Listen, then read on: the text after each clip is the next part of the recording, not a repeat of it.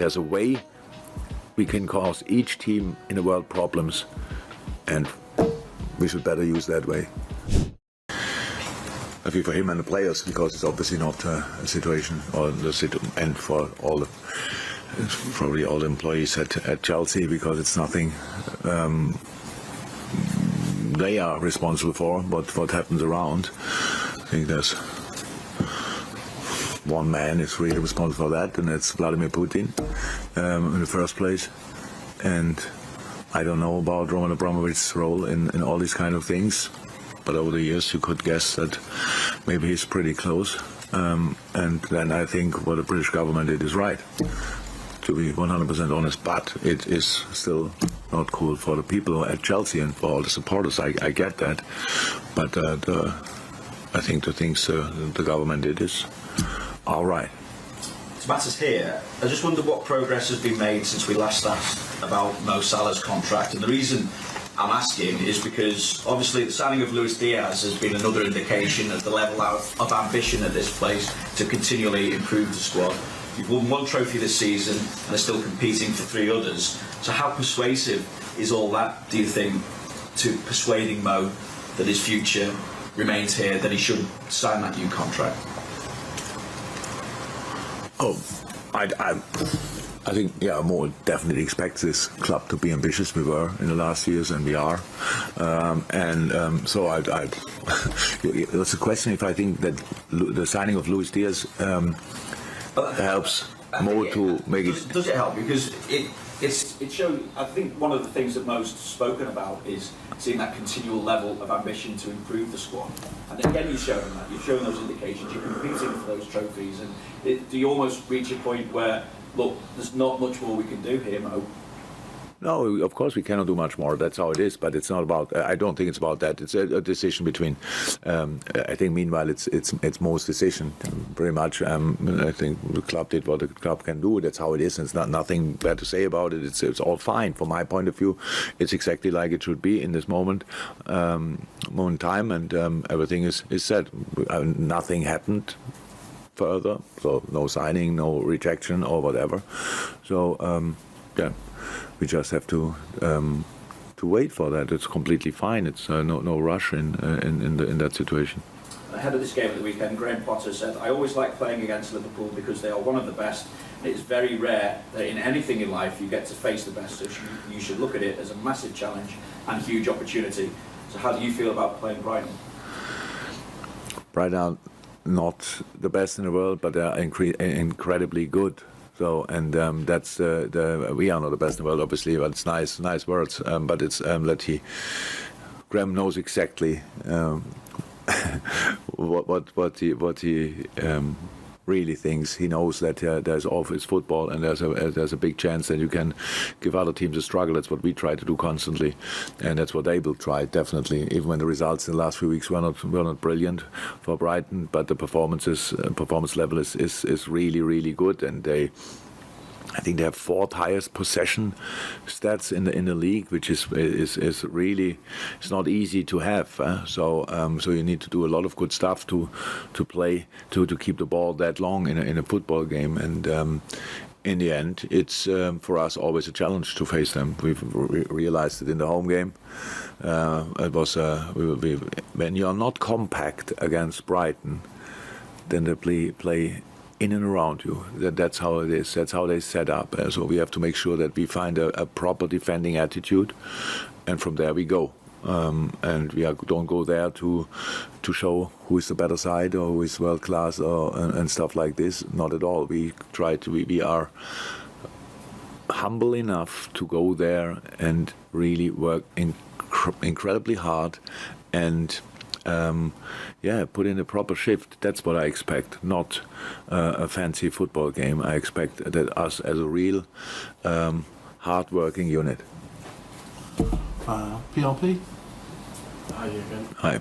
Just what have you made of the impact of Luis Diaz since he arrived in the games he's played?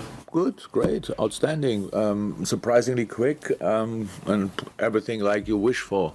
That's how it is, and we wanted to. when you sign a player, you never know in the moment how quick it will go. Obviously, and Luis has so many things he needs to have an impact here, and we saw that in the first moment. But then there's still a difference between seeing it in training and bringing it on the pitch. But he's obviously exactly what you really get what you see in training. You get it as well in the games. So yeah, brilliant so far. You've won 7 Premier League games in a row and only conceded twice. How important is momentum at this stage of the season in the title race? For us, incredibly important, because we obviously have no time and no points to waste. So yeah, we have to keep going. That's clear. The situation is clear. Everybody knows it, and yeah, if there is any kind of momentum, we should better keep it and work with it. That's it. Are you excited by the title race? Do you think it'll go close to the end? From our point of view, I hope so, but I don't know. So because we spoke about that here now plenty of times, and it's always the same. Everybody's excited about having the opportunity to have a title race. Our problem is we have to play Brighton now. Then the game in hand we have a few days later against Arsenal away. In all the thoughts of a lot of people, it's like, okay, 3 points, bam. But there's the 180, at least 80 minutes of football in between. Now only 90, and then another 90. So it's really tough. But so far the boys did incredibly well, and why shouldn't I think we cannot go on? So it's hard work, yes, but the boys are ready to work hard, and then you have to play your best football, and if you can't play your best football, you have to force luck a little bit. That's how it is, and yeah, we will try everything. But if we can call it, if from our point of view, we cannot call it a title race because we are still behind and all these kind of things. But we try to win football games, and let's see. And just finally from me, Jurgen, Roberto Firmino, is he ready to play? Yeah, he's back. Thank you. Julia? Thanks. Jurgen, what's been the reaction from midweek against Inter Milan? Has there been any more injuries? We saw a few players maybe missing from training yesterday. We had a few little things, but so far nobody is out of training. We have on top of that, however, COVID is not over, so these kind of things we have as well, or had. We will see how that's going on. We try absolutely everything to avoid this, but it's obviously not really possible.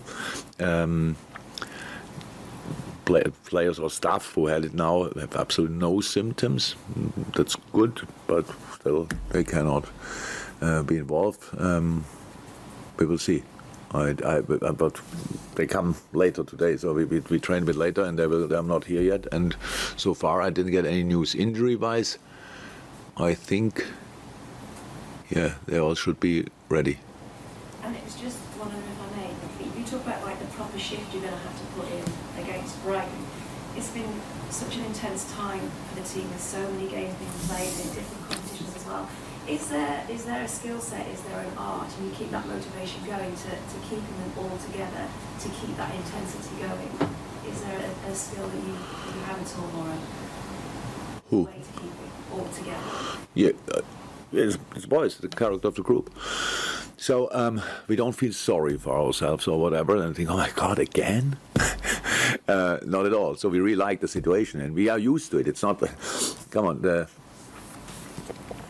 even last season, when we had to get qualified, when we wanted to be qualified for the Champions League, we had to win pretty much all the games in the last, I don't know how many weeks. So we brought ourselves quite frequently in similar situations for different reasons, and don't know exactly what's about and why it always happened to us. But it was 1 year when we didn't have to fight until it was the year when we became champion. It was a bit earlier decided. All the other years were always full throttle until the end, and so we are kind of used to it. But I don't take it for granted that it works out, and I know that it's that the boys have to invest a lot, and of course we try to help with all we can, with all the recovery stuff. We opportunities we have, and then obviously with telling the boys why it makes sense to give it a try as well. Yeah, of course, that these kind of things, we want to write a special story here, not only this year, in general.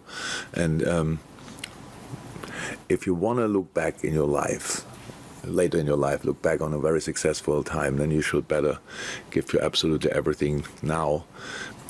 That's a good story, and that's what we try. Reading my side, Mike? Yeah, again, as part of that special story that you've been writing, you've got lots of really gifted and talented footballers. I'm not so sure that anybody works harder than Liverpool, maybe Man City, but it's great players that work hard, the secret of success. How difficult is it to maintain those levels of endeavour as the season progresses and fighting on three fronts? You've won one trophy already. I'm not sure if it's difficult or whatever, but you cannot do it. I'm pretty sure you cannot do it now with everybody. But I believe in humans, and I really believe in the fact that everybody has a specific amount of self-motivation. So, and then if you see other guys around you who have something similar or even bigger, higher, whatever, higher level of self-motivation, then you realize, okay, that's possible, that there's still obviously some space for improvement. So it's a lot, pretty much all about the boys themselves. We were really lucky in moments and obviously quite smart in other moments with bringing these boys together.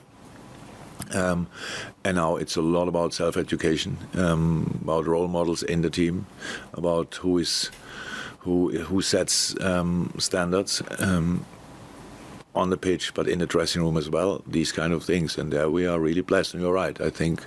But it's not only City and us. Chelsea's, they are all working hard, and for different reasons. Burnley's working incredibly hard, and that every day, but they don't get the points all the time, but they never give up and all these kind of things. So if you want to be in the Premier League, if you want to be a Premier League player, you have to be ready to give your absolute all. Just some are more skilled than others. Then you think they work even harder, but that's not always the case. Sometimes the guys who have really only, like me as a player, I worked incredibly hard, but the people didn't talk about that. They only talk about that I cannot control the ball, which actually was that was the same way I thought about it. And so having an outstanding attitude should be the basis for a successful sports career. And Brighton, not in great form at the moment, results-wise, as you've indicated.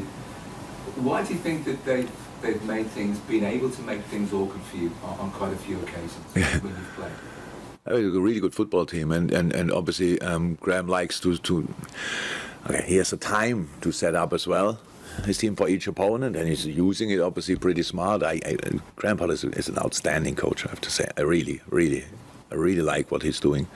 I think Brighton has the problem that from time to time they don't finish the situations off they create. I don't know how many games I watched of Brighton when you thought 80 minutes, wow, my God, how good they are, but they were only 1-0 up, and then the other team has one chance, it's 1-1, and I think, oof, that's really hard. But if you have a look at the players they bring in and the way they play, it's really exciting to watch. And it's really good football. And we realized that in the home game, we were 2-0 up.